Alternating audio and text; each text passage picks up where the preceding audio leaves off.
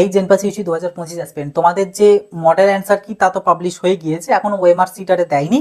এবং তোমাদের যেটা এক্সপেক্ট করা যাচ্ছে নভেম্বরের ওই অ্যারাউন্ড 10th অফ নভেম্বর এরকম নাগাদ করে তোমাদের কাউন্সেলিং হতে পারে। বাট তোমাদের যেটা বহুল জিজ্ঞাস্য প্রশ্ন বা বহুল জিজ্ঞাস্য ছিল সেটা হচ্ছে আমাদের কি কি ডকুমেন্টস লাগবে কাউন্সেলিং এর জন্য। তো সেইটার জন্য আমি অলরেডি একটা ভিডিও আমি তোমাদের বানিয়ে দিয়েছি। ভিডিওটার লিঙ্ক আমি আই বাটনে ডেসক্রিপশন বক্সে দিয়ে রাখবো, সেখান থেকে গিয়ে অতি অবশ্যই দেখে নেবে কি কি ডকুমেন্টস তোমাদের লাগবে। তাছাড়া আমি ডেসক্রিপশন বক্সে একটা পিডিএফ এর লিঙ্ক দিয়ে দেবো, সেখানেতে আলাদা আলাদা করে ভাগ করে বলে দেওয়া আছে যে আপগ্রেডেশনের জন্য কি কি ডকুমেন্টস লাগবে, অ্যাডমিশনের জন্য কি কি ডকুমেন্টস লাগবে, সেপারেটলি ভাবে কিন্তু বলে দেওয়া আছে। কিন্তু এর পরেও তোমাদের অনেকের ডাউটস আছে, বিশেষ করে একটা আছে হচ্ছে ক্যাটাগরি সংক্রান্ত, যে আমি ওবিসি, সেক্ষেত্রে এনসিএল রিগার্ডিং একটা প্রবলেম আছে যে এনসিএল দিচ্ছে না, তো রিভ্যালিডেটে কাজ হবে কিনা হ্যান ত্যান, এই একটা বিষয়। আর একটা ইডাব্লিউএস দের। তো আজকের ভিডিওতে এই দুটোকে নিয়ে আমি কথা বলছি না, এগুলোর জন্য আমি নেক্সট পরবর্তীতে একটা ভিডিও দিয়ে দেবো। যারা ওবিসি থেকে বিলং করছো এবং যারা ইডাব্লিউএস থেকে বিলং করছো তোমরা অতি অবশ্যই দেখে নেবে। ভিডিওটা যাতে মিস না হয় চ্যানেলটাকে সাবস্ক্রাইব করে নোটিফিকেশনে ক্লিক করে অলতে সেট করে রাখবে, ঠিক আছে। আজকের ভিডিওটাতে আমি যেটা তোমাদের সাথে ডিসকাস করবো সেটা হচ্ছে domicile certificate, medical fitness certificate এবং অ্যান্টি র্যাগিং সার্টিফিকেট। মেনলি এই তিনটে সার্টিফিকেট ডোমিসিয়ালের জন্য ম্যান্ডেটারি কিনা, বা ম্যান্ডেটারি হলে কাদের জন্য কোনটা, কোনটা কিভাবে কোথা থেকে বানাবে এটা।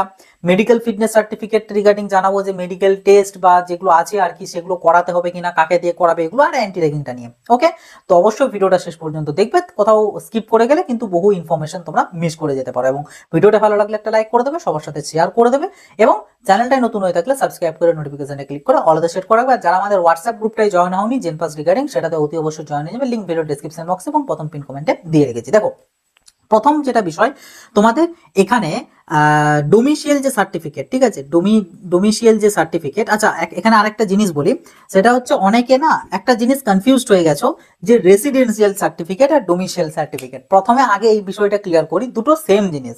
রেসিডেন্সিয়াল আর ডোমিসিয়াল দুটো একই জিনিস, অথরিটি বেসিসে একটু নামে অন্য কিছু ডাকে। যেমন সম্ভবত বিডিও যে ডকুমেন্টসটা ইস্যু করে সেটাকে বলে বোধহয় ডোমিসিয়াল, আর যেটা এসডিও ইস্যু করে সেটাকে বলে রেসিডেন্সিয়াল। বাট সেম ডকুমেন্ট, শুধু অথরিটি বেসিসে তোমার মানে সার্টিফাইং অথরিটি বেসিসে দুটোর আলাদা নাম। তো রেসিডেন্সিয়াল আর ডোমিসিয়াল একই জিনিস, ডিফারেন্ট কিন্তু নয়। ফার্স্টে এটা আমি তোমাদের ক্লিয়ার করি। অনেককে দেখলাম আমাকে হোয়াটসঅ্যাপে মেসেজ করেছিল এই জিনিসটা নিয়ে, যে আমি ডোমিসিয়াল পাচ্ছি রেসিডেন্সিয়াল পাচ্ছি না, তো চলবে কিনা এরকম ব্যাপারটা। তো যাই হোক, তো তোমাদের এই যে ডোমিসিয়াল বা রেসিডেন্সিয়াল, এটার জন্য আমাদের প্রোফর্মা কিছু দেওয়া আছে, ঠিক আছে। প্রোফর্মা দেওয়া আছে আমাদের জেনপাসের এন্ড থেকে। একটা আছে প্রোফর্মা A1, একটা আছে প্রোফর্মা A2, আর একটা আছে প্রোফর্মা B। কোনটা কাদের জন্য অ্যাপ্লিকেবল আমি আগের ভিডিওতে বলেছিলাম, বাট এখানেও আমি একটু ব্রিফলি ভাবে তোমাদেরকে জানিয়ে দিচ্ছি। দেখো, প্রথম যেটা প্রোফর্মা A1, এটা হচ্ছে ফর ড্রপারদের জন্য একদম ম্যান্ডেটারি। ড্রপারদের এটাই লাগবে, অন্য কোনো A2 বা B দিলে চলবে না। যে কোনো ড্রপার ক্যান্ডিডেট হলে তোমার জন্য A1টাই লাগবে। সাথে তোমরা যারা এবছর এইচএস পাস করেছো তারাও চাইলে এটা দিতে পারো, ঠিক আছে। মানে A1টা প্রত্যেকের জন্য কোনো অসুবিধা নেই, কিন্তু ড্রপার যারা তাদের জন্য A1টাই মাস্ট। ওকে, বাট A2 যেটা, A2টা তোমরা চাইলে যারা 2025-এ এইচএস পাস আউট করলে, 2025-এ এইচএস দিলে, তোমরা চাইলে A1টাও বানাতে পারো অথবা A2টাও বানাতে পারো, তোমাদের কোনো বাধ্যবাধকতা নেই। কিন্তু ড্রপারদের জন্য এটাই ম্যান্ডেটারি, A2 দিলে চলবে না। আর বিটা কাদের জন্য? বিটা হচ্ছে এমন ক্যান্ডিডেট যারা অনেকেই আছো যাদের হয়তো প্যারেন্টসরা বা যাদের পার্মানেন্ট অ্যাড্রেস আমাদের ওয়েস্ট বেঙ্গল, কিন্তু কোনো কিছু সূত্রে, সেটা হতে পারে বাবার চাকরির সূত্রে বা নিজের পড়াশোনার সূত্রে বা মায়ের কোনো কিছু চাকরি বা আদার্স কোনো সূত্রে, পশ্চিমবঙ্গের বাইরে অন্য কোনো স্টেটে তোমরা থাকো, কিন্তু তোমাদের যাবতীয় ডকুমেন্টস, তোমার বাবার ডকুমেন্টস বলো বা মায়ের ডকুমেন্টস বলো কিংবা তোমার ডকুমেন্টস বলো, আধার কার্ড, ভোটার কার্ড বা এই সমস্ত মানে জিনিসের, সেখানে তোমার যে অ্যাড্রেস দেওয়া আছে সেটা ওয়েস্ট বেঙ্গলেরই। তো সেই সব ক্যান্ডিডেটদের কিন্তু A1 দিলেও চলবে না, তাতে তুমি রেগুলার হও বা ড্রপার হও, যাই হোক তোমার A1 চলবে না এবং তোমার A2ও চলবে না, তোমাদের জন্য প্রোফর্মা বিটা। ওকে, তো আশা করছি কোনটা কাদের জন্য অ্যাপ্লিকেবল আমি এটা ক্লিয়ার করতে পারলাম, ঠিক আছে। এরপর আসবো হচ্ছে আচ্ছা, তার আগে আরেকটা জিনিস ক্লিয়ার করে দিই, সেটা হচ্ছে এই যে প্রোফর্মার দেওয়াটা কি ম্যান্ডেটারি রেসিডেন্সিয়াল প্রুফ হিসাবে? এখানে তো আমাদের ডিস্ট্রিক্ট থেকে একটা রেসিডেন্সিয়াল বা ডোমিসিয়াল, আগেই তো বলে দিলাম সেম জিনিস, যেটা পাওয়া যায় ওটা কি এখানে অ্যাপ্লিকেবল? বা আমাদের যারা এসসি বা এসটি বা ওবিসি থেকে বিলং করছো, বা ইডাব্লিউএস টাকেও ধরে রাখি, থেকে বিলং করছো, তোমাদের কি ক্যাটাগরি সার্টিফিকেটটাতেই এই রেসিডেন্সিয়ালের কাজ চলে যাবে? উত্তর হচ্ছে হ্যাঁ, চলে যাবে as per our counselling rules. যে প্রোফর্মা A1 A2 অথবা B এগুলো যদি কেউ না দিতে পারো তো সেক্ষেত্রে ই ডিস্ট্রিক্টের যদি তোমার রেসিডেন্সিয়াল থেকে থাকে সেটাও তোমার এখানে applicable as a domicile certificate হিসাবে, বা যারা রিজার্ভড ক্যাটাগরি থেকে বিলং করো তোমরা চাইলে তোমাদের যে ক্যাটাগরি সার্টিফিকেট সেটাকেও অ্যাজ এ ডোমিসাইল হিসাবে ইউজ করতে পারো। কিন্তু এখানে একটা বিষয়, সেটা হচ্ছে এই দুটোকে আমি একদমই রেকমেন্ড করব না। এবার বলতে পারো যে কেন, কাউন্সেলিং এর নোটিশে যেহেতু বলা থাকছে তাহলে কেন করবো না। এখানে কিছু বিষয় আছে, এখানে না আমাদের এটা যদি WBJEE হতো আমি তোমাদেরকে মানে নির্দ্বিধায় বলে দিতাম যে কোনো প্রবলেম নেই, তোমরা এগুলো দিলেও চলে যাবে। কিন্তু এখানে এটা হচ্ছে জেন পাস, এখানে না তোমাদের নার্সিং ফিল্ডে প্রচুর এখানে কিন্তু স্ক্যাম এক প্রকার চলে, এগুলো নিয়ে আমি আলাদা করে ভিডিও দেবো।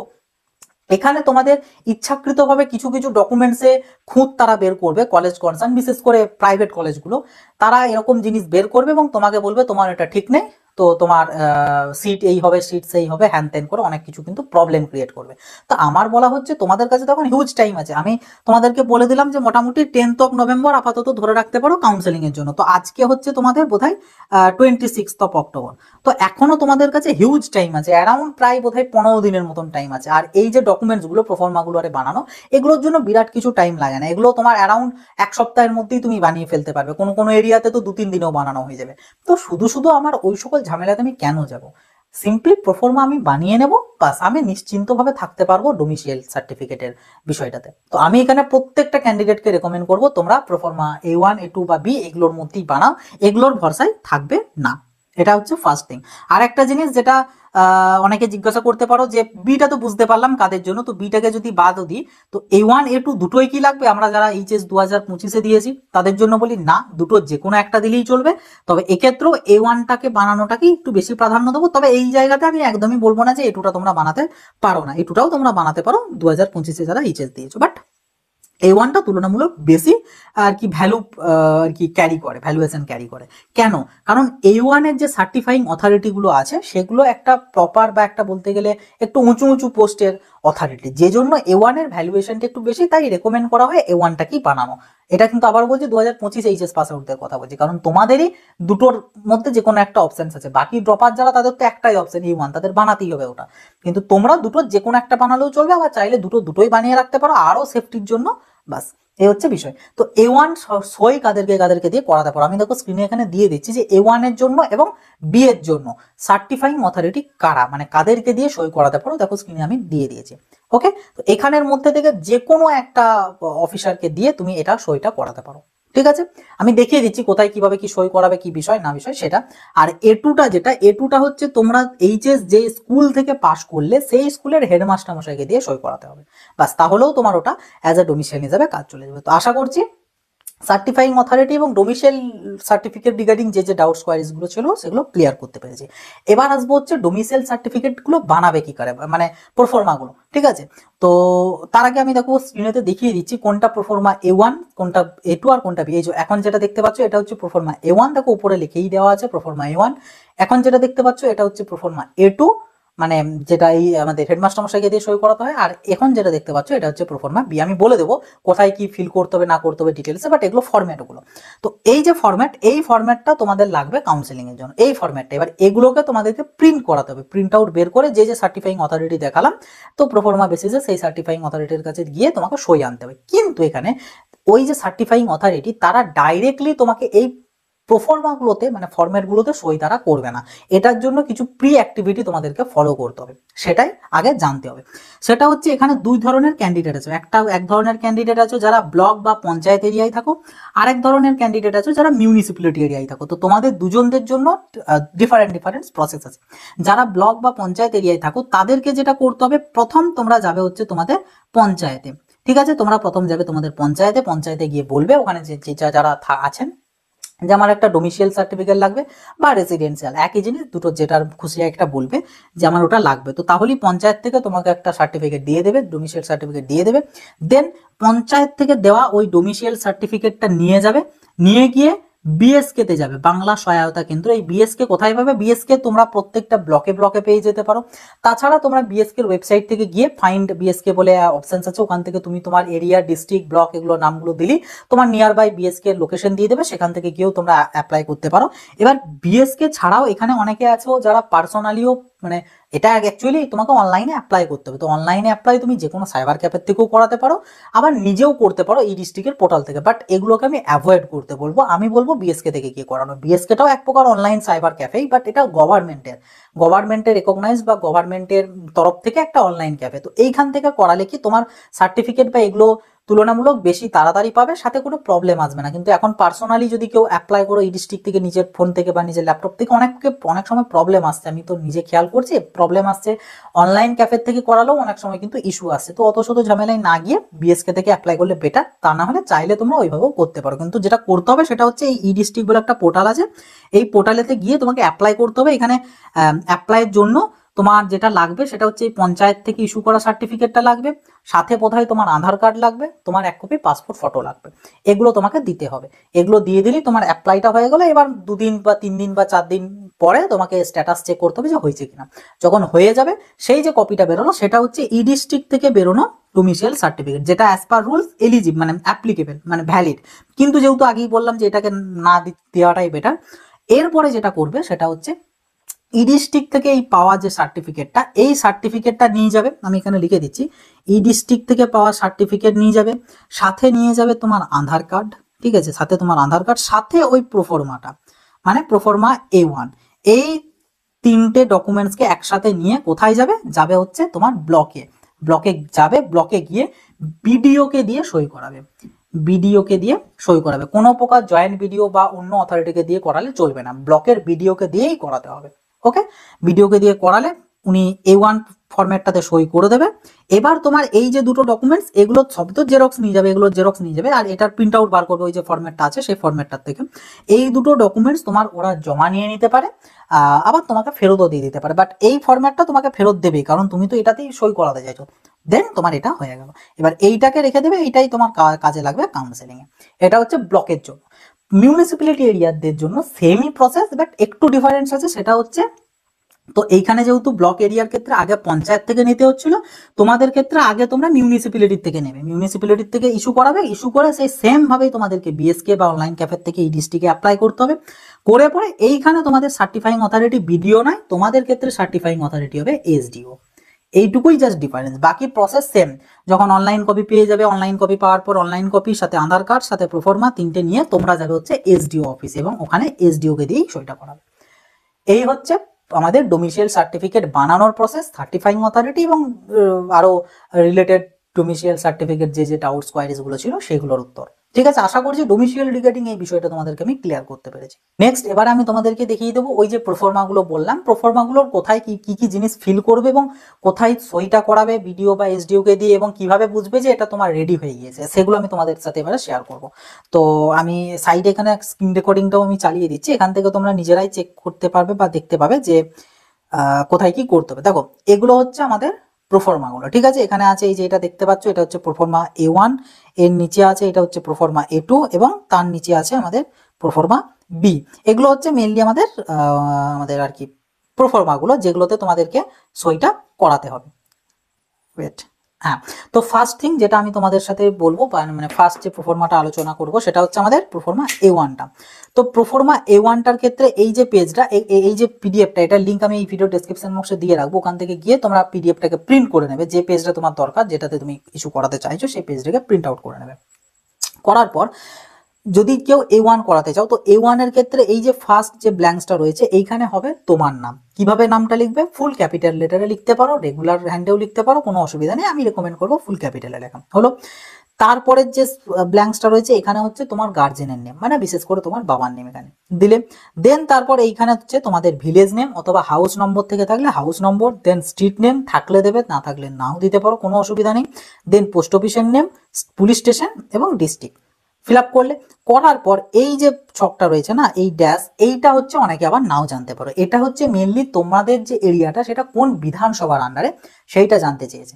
অনেকে হয়তো এটা জানো, তো যারা জানো তারা এখানে লিখে দেবে, বাট যারা জানো না তাদের এখানে কিছু করার দরকার নেই। তোমরা যখন সই করাতে যাবে, তাতে সেটা ব্লকে হোক বা এসডিও হোক, যখন যাবে ওনাদের কোনো অথরিটিকে বলবে যে এটা একটু ফিল করে দিতে বা বলে দিতে যে আমাদের এটা কোন অ্যাসেম্বলি কনস্টিটিউশনের আন্ডারে, তো ওনারা বলে দেবে, যেটা বলবে সেটা লিখবে। এখানে মেনলি 3 ডিজিটের একটা আর কি কোড হবে, সাথে একটা নাম থাকবে, তো সেটাকে এখানে লিখতে হবে। ওকে, লিখলে আর এই যে বক্সটা রয়েছে এই বক্সটাতে একটা তোমার কালার পাসপোর্ট ফটো চিটিয়ে এইটুকু করে তোমরা যাবে হচ্ছে এই সই করাতে, এসডিওতে বা বিডিওতে, সাথে এই দুটো ডকুমেন্টসকে নিয়ে যাবে।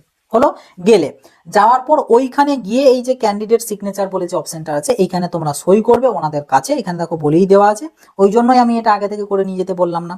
তো এটা নিয়ে যাবে, এরপর তুমি যে অথরিটিকে দিয়ে করাচ্ছ, বিডিও বা এসডিও যাকে দিয়ে করাচ্ছ, তিনি এই জায়গাটাতে সই করবে, এইখানে ওনার ডেজিগনেশন থাকবে। যদি এখানে কেউ বিডিওকে দিয়ে করাও তো সেক্ষেত্রে এখানে লেখা থাকবে ব্লক ডেভেলপমেন্ট অফিসার, যদি এসডিওকে দিয়ে করাও সাব ডিভিশনাল অফিসার, এই যে তার যে ডেজিগনেশন সেটা এখানে লেখা থাকবে। এবং এই জায়গাটাতে একটা আর কি তোমার সিল থাকবে, মানে স্ট্যাম্প দেবে, তো এটা দেবে। সাথে এখানে অথরিটির নাম লিখবে, অফিসিয়ালের নাম, এগুলো এই যে পোর্শনটা, এই পোর্শনটা তোমাদেরকে কিন্তু কিছু করতে হবে না, এগুলো ওনারা করবে, যেখানে তুমি সই করতে যাচ্ছ ওনারা করে দেবে, এটা তোমাদের জন্য নয়। তুমি জাস্ট এই উপরের এই পোর্শনটুকু আর পাসপোর্ট ফটোটুকু এইটুকুকে তুমি চিটিয়ে নিয়ে যাবে, তাহলেই তোমার হয়ে যাবে। এবার এইখানেতে অনেক আছে, অনেকে মোবাইল নাম্বার, আইডি নাম্বার এগুলো দেবে না, অনেক অফিসে দেবে না, ইভেন অফিসিয়াল ফোন নাম্বারও অনেকে দেয় না। তো এইটা যদি কেউ নাও দেয় কোনো অসুবিধা নেই, নিশ্চিন্তে থাকতে পারো যে এটার জন্য তোমার কোনো প্রবলেম হবে তা কিন্তু নয়। ওকে, তো এটা গেল বিষয়। দেন হচ্ছে তোমাদেরকে আরেকটা জিনিস এখানে খেয়াল করে নিতে হবে, সেটা হচ্ছে এই যে ফরম্যাটটা না, এই ফরম্যাটে দুটো সই থাকতে হবে আর দুটো স্ট্যাম্প থাকতে হবে। একটা তো বললাম এখানে সই করবে আর এই জায়গাটা করে একটা স্ট্যাম্প দেবে, এটা একটা হলো। আর একটা হচ্ছে তোমার পাসপোর্ট ফটোটার উপর, তুমি যে পাসপোর্ট ফটোটা চিটালে সেই পাসপোর্ট ফটোটার উপরে যেন অথরিটি একটা সই করে, মানে যাকে দিয়ে সই করাচ্ছ তিনি যেন এটার উপরেও একটা সই করে এবং এটার উপরেও যেন একটা স্ট্যাম্প দেয়। এই একটা জিনিস দেখে নেবে, যদি কেউ শুধু জাস্ট এই পোর্শনটুকুতে করিয়ে নিলে আর ছবিতে ওটা হলো না তাহলে কিন্তু তোমার ওটা ভ্যালিড নয়। ঠিক আছে, তো দুটো জায়গাতেই যেন সই থাকে এবং দুটো জায়গাতেই যেন স্ট্যাম্প থাকে, এটা একটু কেয়ারফুলি দেখে নেবে। বাস, তোমার রেডি প্রোফর্মা হয়ে গেল। এবার যদি বলি প্রোফর্মা A2, প্রোফর্মা A2টাও সেম জিনিস, এখানে ফার্স্টে তোমার নাম হবে, দেন হচ্ছে তোমার বাবার নাম হবে, তারপর যে বছরে এইচএস পাস আউট করেছো সেই বছরের নামটা হবে, এবং দেন একইভাবে হাউস নম্বর বা village name, street name, post office, police station, district, এবং এখানে হচ্ছে অ্যাসেম্বলি। তো সেম ভাবেই যেটা বললাম আগেরটাতেই, তো সেই সব কথা অ্যাপ্লিকেবল এটার জন্য। নেক্সট এখানেও সেই সেম জিনিস, এখানে একটা পাসপোর্ট ফটো চেটাবে, এখানে ওখানে গিয়ে সই করবে। এবার প্রোফর্মা A2টা আমি কাকে দিয়ে সই করাতে বললাম, স্কুলের হেডমাস্টার মশাইকে দিয়ে, তো এখানে স্কুলের হেডমাস্টার মশাই সই করবেন, এখানে লিখবে যে হেডমাস্টার্স বলে, সাথে এখানে কলেজ তোমাদের যে স্কুল সেই স্কুলে সিল থাকবে, মানে স্ট্যাম্প দেবে, এবং এখানে ওনার নাম থাকবে, হেডমাস্টার মশাইয়ের নাম, এখানে অ্যাড্রেস থাকবে, আর এটা ওই সেম তারা চাইলে দেবে, তা না হলে না দেবে, কোনো অসুবিধা নেই। এই পোর্শনটা ওনারা ফিল করবে, মানে তোমাদের স্কুল অথরিটি ফিল আপ করবে। আর এই ক্ষেত্রেও সেম জিনিস, ফটোটার উপরে যেন হেডমাস্টার মশাই একটা সই করেন এবং একটা যেন স্ট্যাম্প দেয়, সেম জিনিস। আর প্রোফর্মা বি যেটা, প্রোফর্মা বিটা তো একইভাবে জিনিসগুলো আছে, সার্টিফাইড দ্যাট তোমার নাম, এখানে তোমার বাবার নাম, then village number, street name, post office name, police station, district name, এবং কি বিধানসভার আন্ডারে সেটা। কিন্তু এখানে দুটো ছবি চিটাতে হবে, একটা হচ্ছে ক্যান্ডিডেটের ফটো আর একটা হচ্ছে বাবা কিংবা মায়ের ফটো, যেহেতু এখানে কন্ডিশনটা একটু অন্যরকম, তো ওই জন্য দুজনের ছবি চিটাতে হবে আর দুজনেরই সই করতে হবে। ঠিক আছে, বাকি যা যা জিনিস সব কিন্তু সেম, এই পোর্শনটাতে যা যা আগেই বললাম সেই সেম জিনিস। এটারও অথরিটি ওই বিডিও, এসডিও বা আরো যে যে অথরিটির নামগুলো আগেই দেখালাম তো সেগুলোই তো ওনারা করবে। আর এখানেও সেম ভাবে দুটো ফটোর উপরেই যেন এখানে হয়, মানে এই প্রোফর্মা বিটা যারা করাবে তাদের মোট 3টে সই থাকবে, মানে অথরিটির 3টে সই থাকবে আর 3টে স্ট্যাম্প থাকবে। ওকে, তো এই এই জায়গাগুলোতে থাকবে। তো এটা হচ্ছে আমাদের প্রোফর্মা গুলো। ঠিক আছে, তো আশা করছি তোমাদের জেনপাসের জন্য ডোমিসিয়াল সার্টিফিকেটের যে প্রোফর্মা রিগার্ডিং যে যে ডাউটসগুলো বা কোয়ারিজগুলো তোমাদের ছিল, যে কিভাবে বানাবে, কাকে দিয়ে ইস্যু করাবে, কি কি এলিজিবল না এলিজিবল, এগুলো আশা করি তোমাদেরকে আমি ক্লিয়ার করতে পেরেছি। আর একটা জিনিস এখানে আমি লাস্টে ছোট্টভাবে বলে দিই, সেটা হচ্ছে অনেকে আছো যারা আমাকে এটা জিজ্ঞাসা করছো, কারণ আমি দেখলাম আমাকে হোয়াটসঅ্যাপে মেসেজ করেছিলে গতকালকে বোধহয়, যে একজন জিজ্ঞাসা করলে যে দাদা আমি ডাব্লিউবিজের জন্য প্রোফর্মা বানিয়েছিলাম, তো সেই প্রোফর্মাটা কি আমি এখানে মানে দিতে পারবো বা ওটা কি এখানের জন্য অ্যাপ্লিকেবল হবে? তো সেটার উত্তরে বলবো দেখো হ্যাঁ অ্যাপ্লিকেবল হবে, বাট এবছরে একটু ডিফারেন্ট আছে। ঠিক আছে, অন্যান্য বছর সেমই থাকে, বাট এবছর কি ডাব্লিউবিজের যে ফরম্যাটটা না সেখানে ফটোর জন্য স্পেসটা অনেক বড় ছিল, লেখাগুলোর অ্যালাইনমেন্ট একটু অন্যরকম ছিল, আর জেনপাসের ক্ষেত্রে একটু অন্যরকম দিয়েছে, সাথে উপরে জেনপাস বলে লেখা আছে।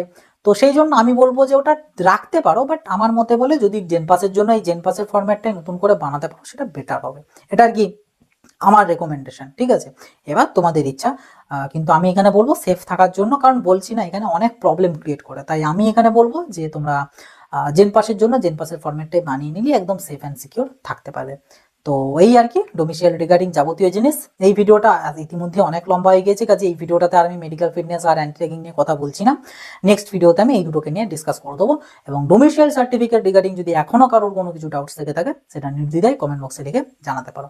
তো আজকের ভিডিওটা এই পর্যন্তই, আবার দেখাবে নতুন একটা ভিডিওতে। সকলে ভালো থাকবে, সুস্থ থাকবে।